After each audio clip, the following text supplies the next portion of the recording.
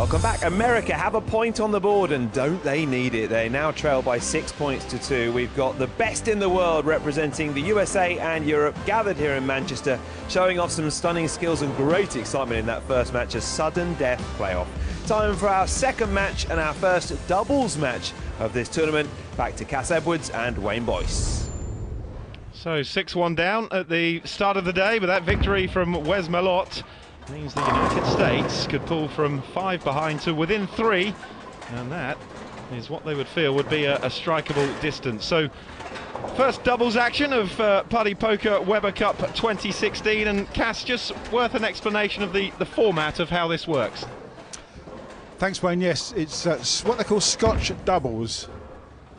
The example being that Wes Malott may shoot the first ball, and if he doesn't strike, Marshall Kent will have to pick up the spare. So Marshall will be hoping that Wes will be doing striking. It will be the same for the Europeans as well. If a player does strike, then the order changes in the next frame. But we'll see that as it goes along. It's straightforward. The guys have all played this before. As I say, it's lead-off man and the second man to take the spare. Second game and a busy afternoon for Wes Malott. He will feature 4 times. He's up and running with a victory against Stu Williams in the most dramatic of circumstances, winning in the sudden death shootout. And now the first bowl of a Weber Cup doubles match for the European rookie Jesper Svensson, who certainly didn't bowl like a rookie yesterday when he beat Carl Troop in the Battle of the Rookies. Left-handed two-hander, goes straight into the pocket,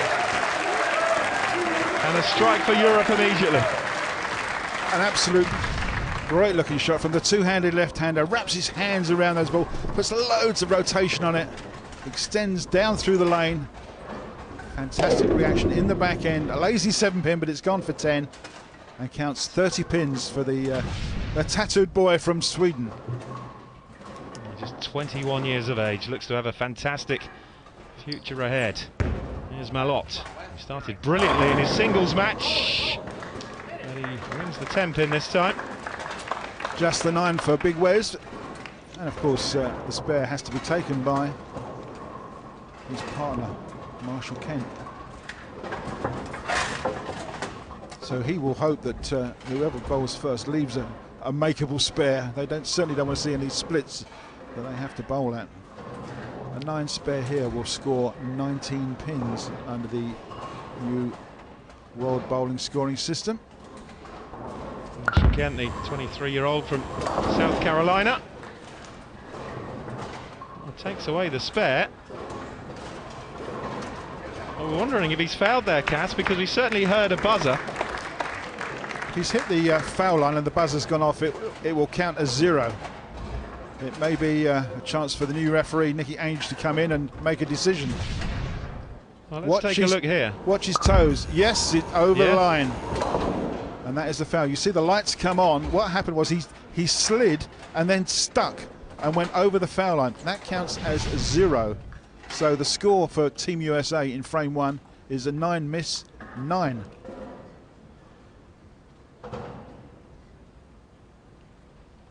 What a disastrous start that is in the first frame for the United States. They must be thinking, can anything else go wrong for us? After a terrific start that Malott made, it's advantage Europe in the first doubles. Just leaves up the 7-pin. Well, it was pretty close, and Stuart can see the funny side of that not going. What did I do wrong? Starts way left on the approach with his feet and gives the ball loads of room right in the pocket. And the 4-pin just totally misses that 7-pin. It's the two-handed left-hander with a hard spare ball. Will be going straight across the lane, right to left for this 7-pin. Not looking for hardly any movement at all. Takes the spare away nicely, and that counts as 19. And the Europe score moves to 49 in the second frame. Well, now we need a response from the United States. After that mistake from Marshall Kent, saw his foot slide through the foul line and leave them with an open frame. Yeah, Wayne, that's a very unusual thing. He may go the whole season and never actually do that. But his first shot here today, and it's a foul, unfortunately.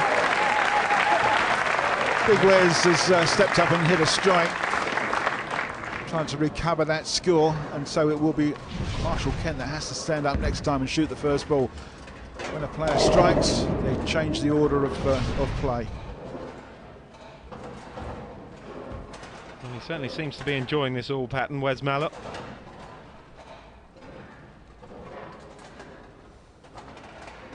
Yeah, it's 45 feet long, the all pattern, and this is the second game being played on it. Stu Williams rings another 10 pin in the corner. First of all, he's left the 7 pin, now he's left the 10 pin. I wonder what his favourite number is. There's plenty of quizzical looks from him down the lane in the singles match, and much the same again. He just keeps leaving those singles up. Like most of these top professionals that play the world over for a living, they expect to strike on pretty much every single shot. And yes, they do look surprised when they occasionally leave the odd corner pin. Yes, but Svensson at the moment is playing the role of spare taker. Well, 19 pins every frame, or with a lead, will keep them in the lead. Up steps Marshall Kent for his first shot at a rack of 10 pins. And if he strikes here and scores 30, will take the lead for Team USA, despite that open frame in frame number 1. Winner of 1 PBA title so far, 2014 in Saudi Arabia. One of the newcomers to this USA team. And he leaves the spare. The 10 pin remains up.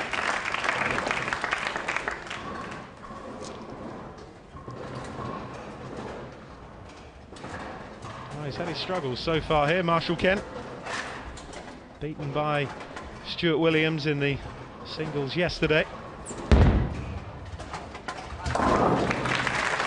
Malott takes away the spare.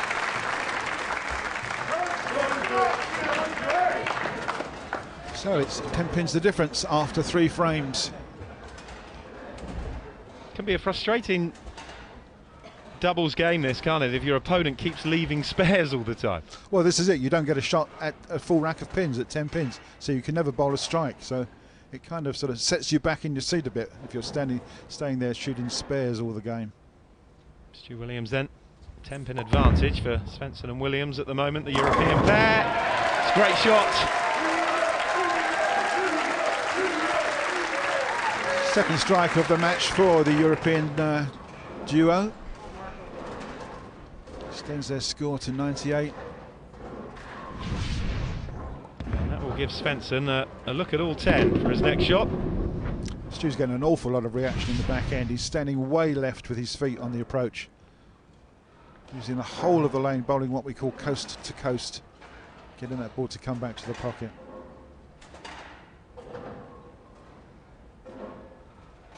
He could do with a strike here, Marshall Kent. But he doesn't get one, just leaves the spare. Well, yeah. Looks as though he got a bit caught up in the lane, or the ball just sailed and it got to the head pin but didn't drive in behind it. It just carried on. A very light hit, and is very fortunate to break up that 2 and a 10 pin split. Just leaves a single pin for Wes Malott to spare. It's been that kind of weekend at the moment for Marshall Kent, who's probably 10% down on where he'd want to be. And that is an awful lot at this level. Yep, 21 pins is the difference after 4 frames. Now, Svensson to come up and shoot first. The big two-handed left-hander with a slightly ungainly looking style. Waddles up the approach, a little bit sort of duck-like, but once that ball's gone. 70% strike rate in his singles victory yesterday against Kyle Troop. He's had his most lucrative year so far on the PBA Tour in 2016. Great shot! 2 strikes in a row for the European side, and a great looking shot there from Jesper Svensson, new boy in the European side. Probably the hottest property in world bowling at this particular time, at only 21 years of age. His greatest victory came last year in the PBA Tournament of Champions in the United States, and a rather large cheque that went with it. He certainly isn't playing like the new boy, is he? Jesper Svensson. Now Marshall Kent still looking for that elusive strike today, and it remains elusive. Yeah, they're just not quite carrying, unfortunately, are they? They're playing reasonably well. They just can't carry 10 pins. That's 3 single pins in a row that the big nasty is going to have to bowl at. And unfortunately, they're only scoring 19 pins every time it's a 9 spare, whereas the Europeans are picking up 30 pins every time they get a strike. So that's the big difference in the scoring system. Yeah, 32-point advantage for the European pair. Now just see where Stewart's standing. He's way left on the approach. He's almost touching that ball return with his knee. Look at that. There's certainly no more room over there. Lofts it out to the right of the lane and gets a tap on the 10 pin, but it won't go over. Dear oh dear. Stewart sees the funny side of it, but it's only a spare after 2 strikes. So yeah, look at that. And then he moves further left as well, almost outside the line of the ball return. Such a great amount of width he's using. Yeah, it's amazing, isn't it? He walks alongside it and then steps in front. It's as if the approach is not wide enough for him. Svensson to make the spare. No trouble. Takes them to 147. But they really do need to start striking here, the Americans, and that is down to Marshall Kent, who at the moment keeps leaving spares. Yeah, the European side have got 3 strikes, so that's 90 pins for a starter, and the Americans have only got the 1 strike, which is 30, so in strikes alone the Europeans are way ahead. Yeah, 6 strikes, 3 spares and 1 open frame. The open frame, of course, when he stepped across the line.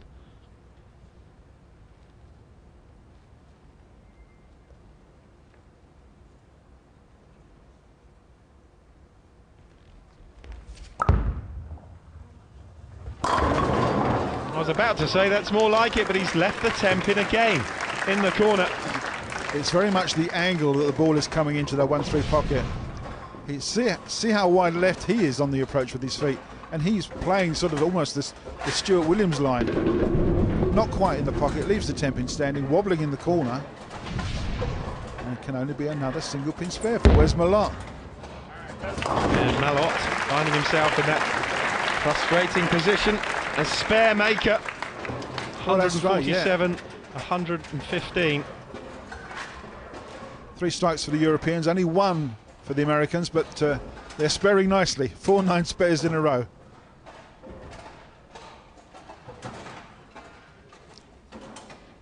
It's very much advantage, though. The European pairing here, going to pick up the first doubles point of the Party Poker Weber Cup 2016, although he's left the spare, Stu Williams. Well, that's all right. I mean, it will be 19 pins and they've got a super lead, so let's just keep it going, keep it clean. As long as they don't have any open frames.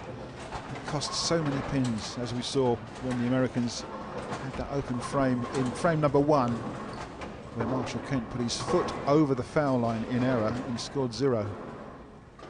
Just 4 strikes so far in this first doubles game, 3 of them European strikes. And Svensson takes away the spare. 166 now for Europe. It's a long way back for the USA, but it's not gone yet. But no, Marshall Kent needs to find one soon, Cass. Wayne, I was just going to say, yeah, they certainly need to get some strikes together. They've only got 4 frames to go. And I can't see the Europeans giving it up. They're hitting the pocket pretty regularly.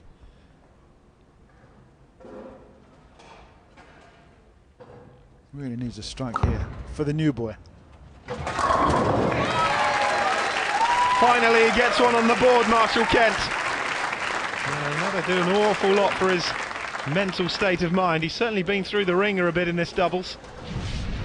it will please Wes Malott as well, because Wes would now stand up and not shoot a spare. He can shoot at 10 pins because he will take over as the lead player.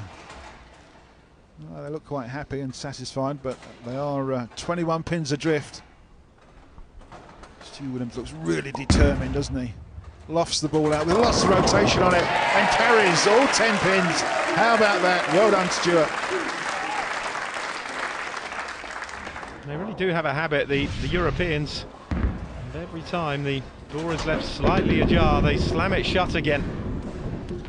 Yeah, kind of hit them thin, made him spin on that shot, but he doesn't mind. It's 30 pins.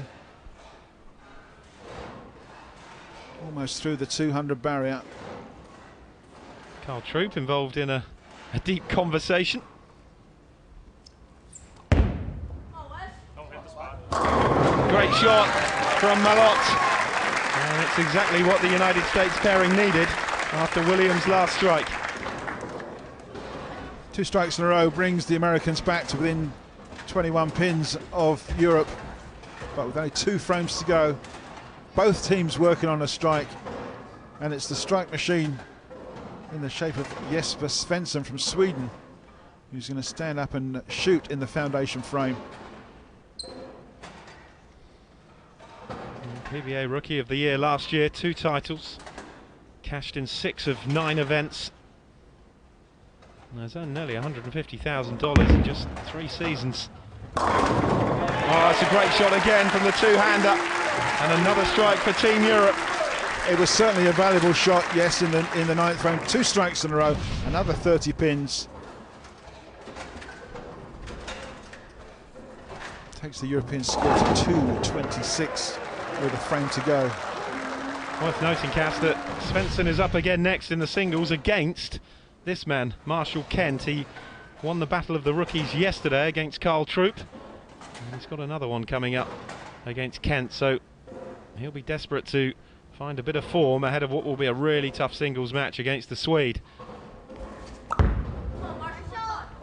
Again, it came in really early and straight through the headpin.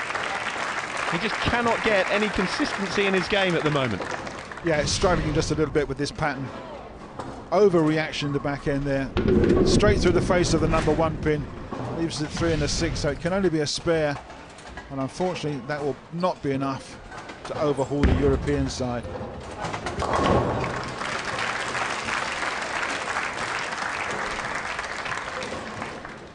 Unfortunately, the maximum score of Team USA is only 223, and the Europeans are already sitting on 226.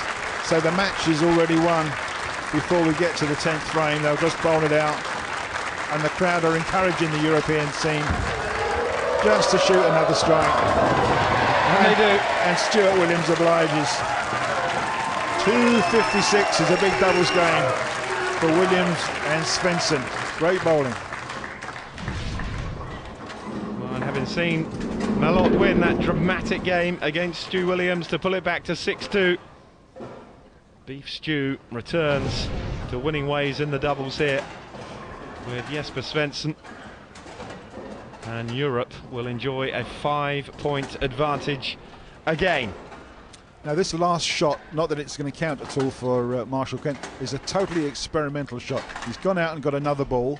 He knows he's playing the next game, so this is going to be a trial error to see if he can get some reaction on the pin deck. I spoke earlier about getting the speed right, the accuracy, and then the repeatability. Something he hasn't managed to do so far in this doubles game. But he's up next, and this is a very important learning ball. Well, he learns how to get 9, but it wasn't a bad looking shot. He's just suffering with what they call pin carry at the moment. Yeah, just keeps leaving a spare, doesn't he? Just the 1 strike so far for Marshall Kent. Malott is going to take the spare away, but he's actually bowling it left-handed. How about that? And makes the spare with his left hand. That's just too good. Well, it's another point for Europe. 7-2 they now lead, and cast frustration for the Americans. Absolutely, yeah. They played quite a good-looking game, but it was Europe once again, the massive 2.56. So the singles next, it's Svensson against Kent, and it's up right after the break.